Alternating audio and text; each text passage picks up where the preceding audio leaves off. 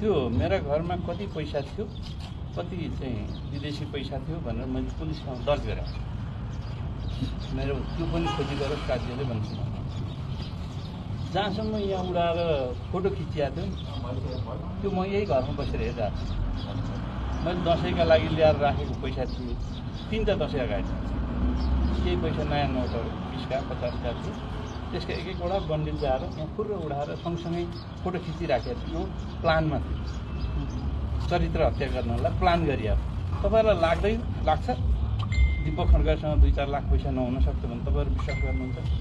मेरो पृष्ठभूमि हेर्नुभएको छ, सङ्गत गर्नुभएको छ, मेरो ब्याकग्राउन्ड तपाईँहरूलाई थाहा छ। म त्यो पृष्ठभूमिबाट आएको मान्छे